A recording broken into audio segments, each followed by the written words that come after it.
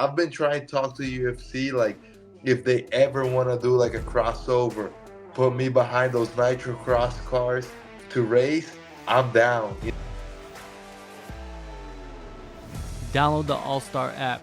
Make your picks for UFC fights, challenge your friends, level up and win prizes.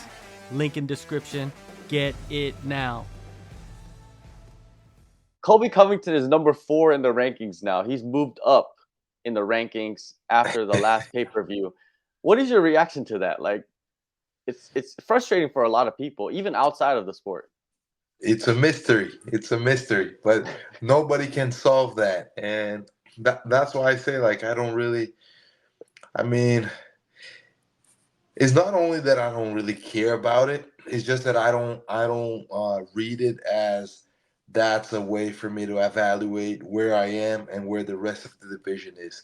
I feel like I gotta know my skills, know what I'm capable of, and keep on working and showing everybody, because at the end of the day, there are two ways. Either we're gonna work hard and people are gonna recognize that and see that, yeah, we're really good fighters, and the other way is to talk a lot of stuff that the fans, engage to, and then there's gonna be all that hype build. And it is what it is, I don't think I'm definitely not the one that is gonna set the rules of the game, but I'm gonna play the game under my rules, under what I believe, and that's why I fight the way I fight. That's why I talk the way I talk, and let the rankings do their thing. We're still gonna go there and beat these guys. For sure. And man, your last fight that you never actually competed in, UFC 296, that whole experience, having Ian Machado Garry pulled like days before the fight. Take us through what you went through. I mean, that was most of all was really disappointing. I think it was something that I got so ready for that fight, and at the same time, there was a lot of things going on for that fight. Because of all the we trained together. At the end of the day, like when the fight was set, he chose to leave the team. Obviously, he it wouldn't work for us to train together, so he went train in a different place, and then all that happened, on his side, and I mean all that talking and all of that were different things, to deal with. And for me, I was just trying to dial myself in the fight and forget about everything else, because that's what I do. I don't really care about these crazy stories outside of it. On the contrary, I think that it's terrible to put people's family in this kind of situation. And you know, putting all that aside was a challenge in a way, but I was able to do that and get ready for that fight. I was ready to fight him, and I was excited. I knew it was gonna be a big fight. He has a lot of hype, and he's backing that hype up with his skills. So it was a fight that I was ready to compete, and I got there. When until Wednesday, I thought I was gonna fight. I was at 178, so I was already close, to making weight. And that's when they called me and said, "Hey, the fight's not gonna happen." And unfortunately, very he had pneumonia, so it wasn't for he didn't. I understand him pulling out of the fight, and that's at that point all I could say is like I wish him the best. I hope he recovers. And we try to make a fight happen with Holland, but at 180, the UFC thought it made no sense, and 2 days notice, nobody can make 170, especially a guy that used to fight 185. So, it was frustrating, but at the same time, I know that God is planning the best for me, and there are so many things that are out of my control. So what I can do is take control of what is in my hands. That's training. That's making sure I'm ready, and I did all that. So at the same time, I was happy with what I could do with what I showed up there ready. I was ready, and after that, I had some time off with my family. That was the main reason why I wasn't able to fight January and February, because I took the holidays off. I had planned over a year, having my family come to Florida from Brazil. So I'm like, I'm not gonna change this. Family is number one, and after that comes my fight career. So yeah, it was a good time. jumped back into training after all that, and I told Ali, I want to fight in March. Let's look for that fight, and I got it.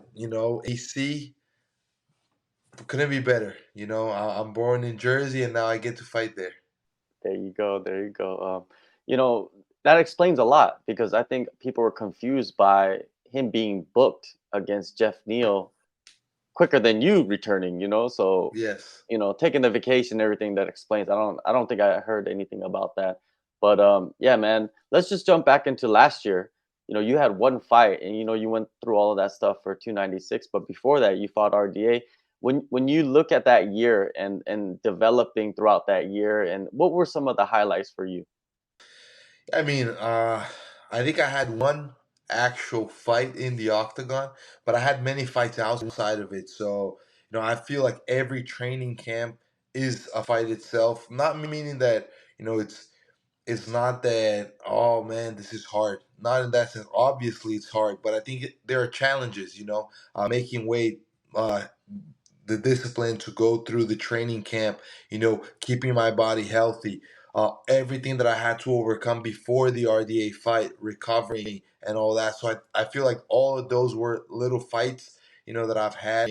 And that was a very, very, positive year for me. I felt super victorious when I got to the end of 2023. I just looked back and said, yeah, I mean, God bless me so much to overcome so many challenges I had to get a win over, a former champion in that fashion.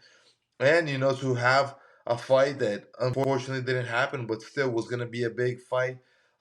There was a lot of hype involved. It was a big card. I didn't get to fight, but I felt like that whole training camp just moved me to a different level, made me an even better fighter. So even though I didn't fight, it was super worth it to have that training camp. And it's gonna definitely pay off for this fight and for the upcoming, fight and this camp. I'm feeling that already. UFC Atlantic City, you will return in that location. And Sean Brady was the original opponent, right? And then Sean Brady Yeah. comes out and says that that fight was never signed. What do you know about that situation from your side? Yeah, I mean, I understand. Like he even reached out to me and talked about it. He said that he was injured and he had never, agreed to fight me 100%. He was thinking about it, but he was injured. So I don't. All I know is my side. Ali offered me this fight. We talked to the UFC.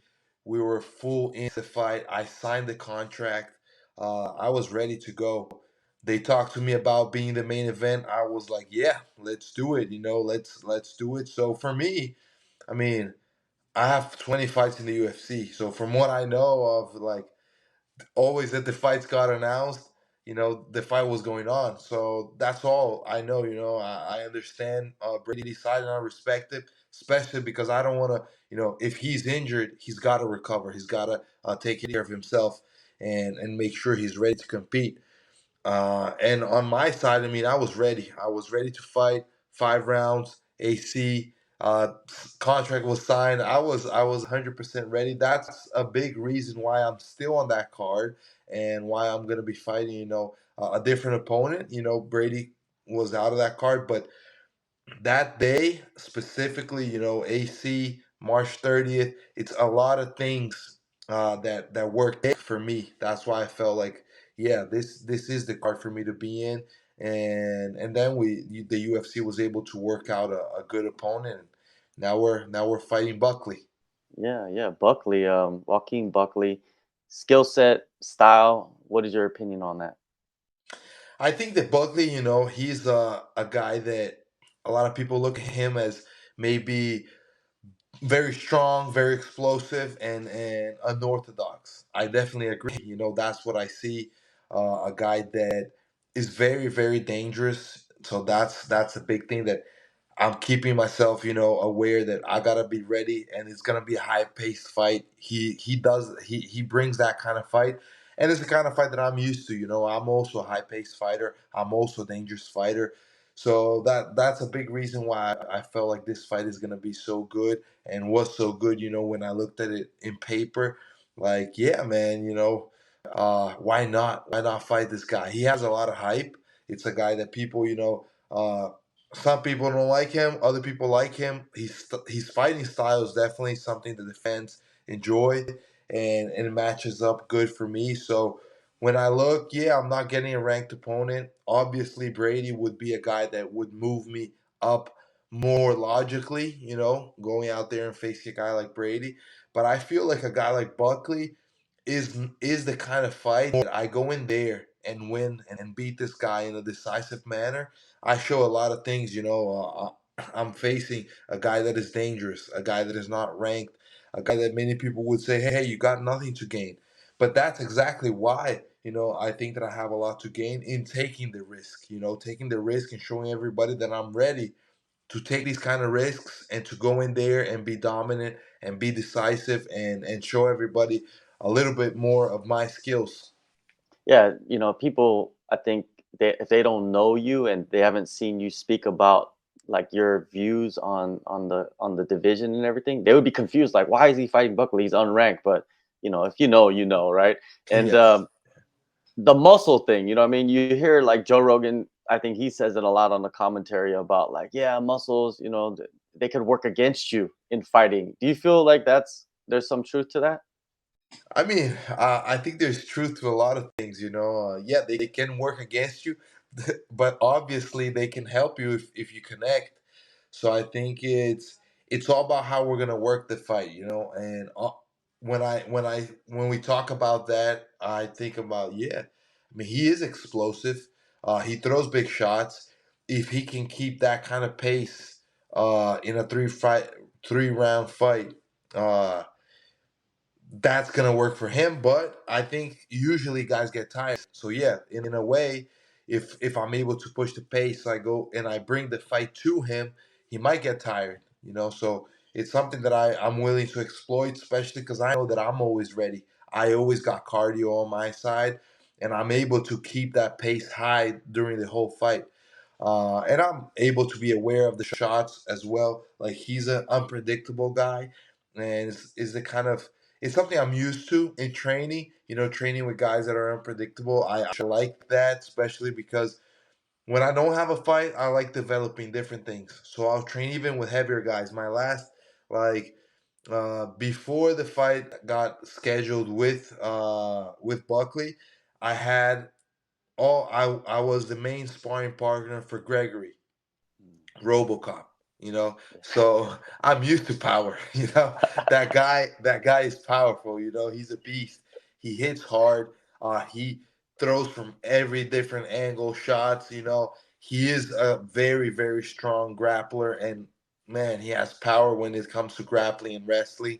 So it's crazy because it was kind of getting ready for this fight. So when this fight came up, I was like, okay, this guy used to be a 185. He's going to be strong, obviously. But I've been having a training camp with a 185er that right now fights 185 and maybe could even fight, 205. You see when Gregory trained against Alex Pereira. I mean, Yeah. they're pretty evenly matched, size and strength. So yeah, I mean, I think muscle could be good, could be bad. I don't know. It's gonna be more of how I approach the fight, and more than anything, I gotta be dominant. I gotta go in there and set my pace. I think against anyone, even a guy that maybe is not built like that, I still gotta go in. I still gotta set my pace and make sure that I bring the fight to my territory. Is Gregory helping you for this camp, preparing for Buckley, vice versa? He has helped me a little bit, but not as much because he's not a southpaw and he's not the size of Buckley. So what he has been helping me a lot with is coming to the gym and talking to me, keeping me aware of what I should be doing. What we do a lot that is really nice. I mean, I did for his fight and for the fight previous to this one when I was getting ready for Ian, we were doing that all the time. Going into recovery, so going to sauna and all this, and just being together there, talking about stuff, sharing each other, strengthening each other. So that's how Gregory always is helping me, and yeah, it's a guy that I've in maybe the last a year and a half. I've grown really close to him, and he's one of my other brothers now. It's me, him, and Gilbert.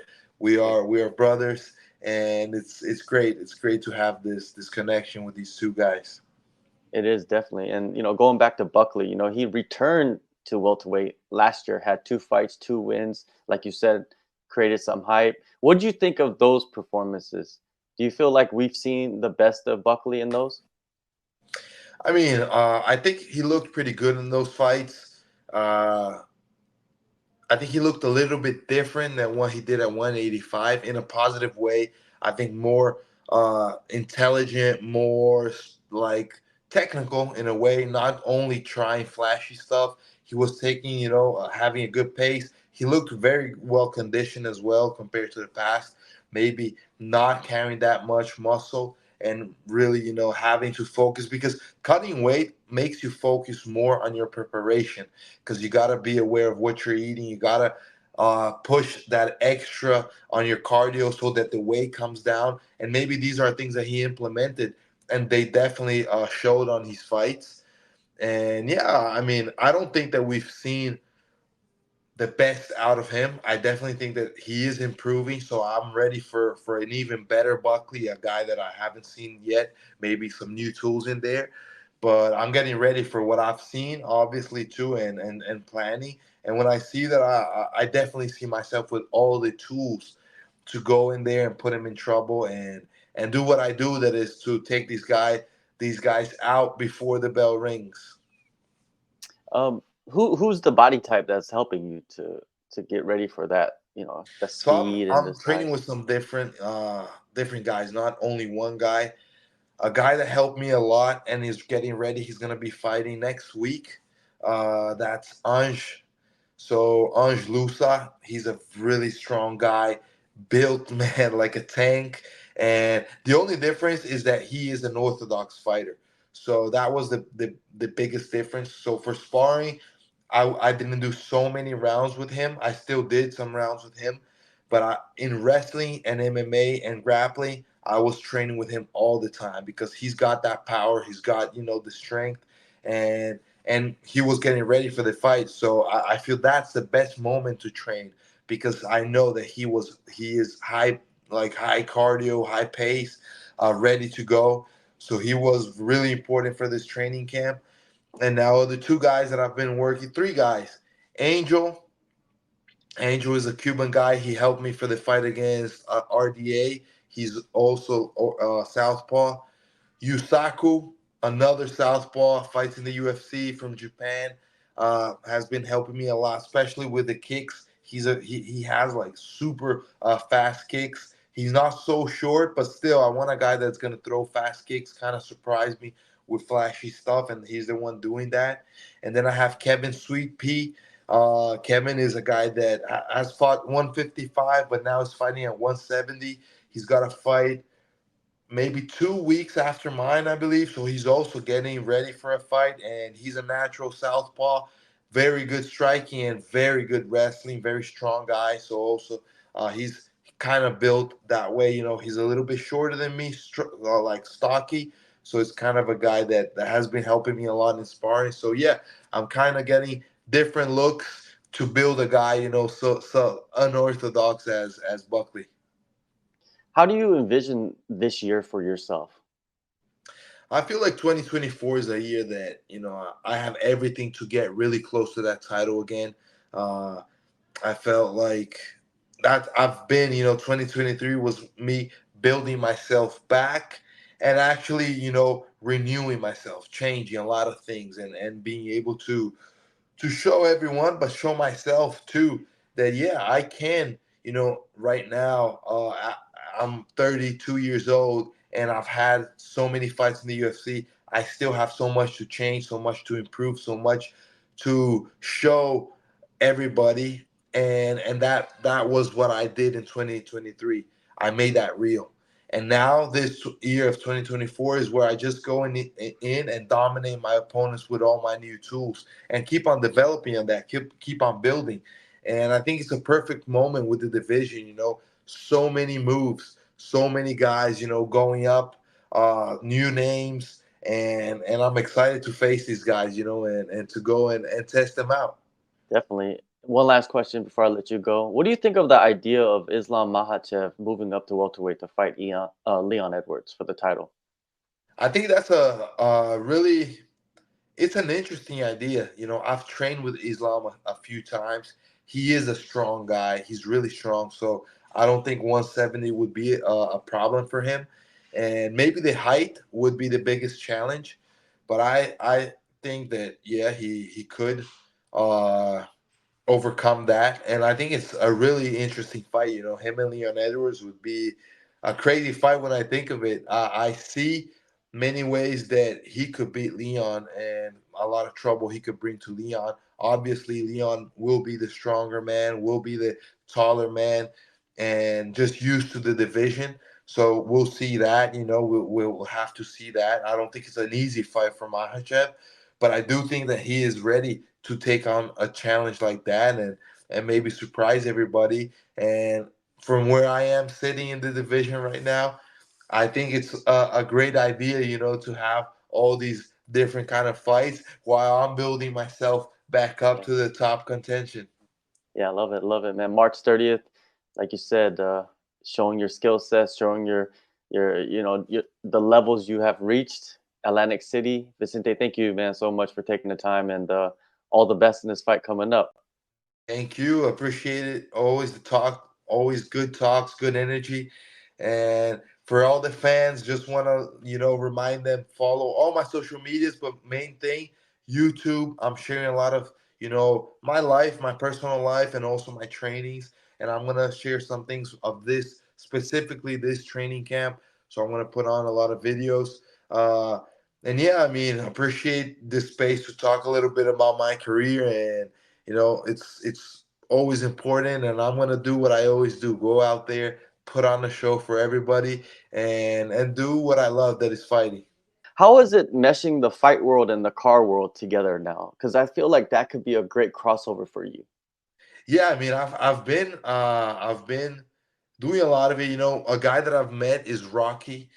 He's a great guy. That I met him because I wanted to put some like paint protection film on my car, and he trains, he grapples, and he used to, in high school, he used to wrestle. So it was a guy that, he loves fighting. I love cars. We just started hanging out, and it just makes sense. So I ended up making some videos with him, going to track days and all these kind of events. And it's just something that is growing more and more. I have some more time to do these things now. Living here in the US, it's much more accessible because car shows and all these things happen all the time. So yeah, I think it's a mix that makes sense. And I've also I've been trying to talk to UFC, like, if they ever want to do like a crossover, put me behind those nitro cross cars to race, I'm down, and I've done a lot of track racing in the past. So I know that I have the experience. I've raced also go-karts. So it's not something that I'm just gonna go out there, just because I want to do it. I want to do it because I know that I can be good at it. Even try me out. Just put me to go some laps and see if I got some talent. I'm sure that I have the skills to do that. So yeah, I would love to do that.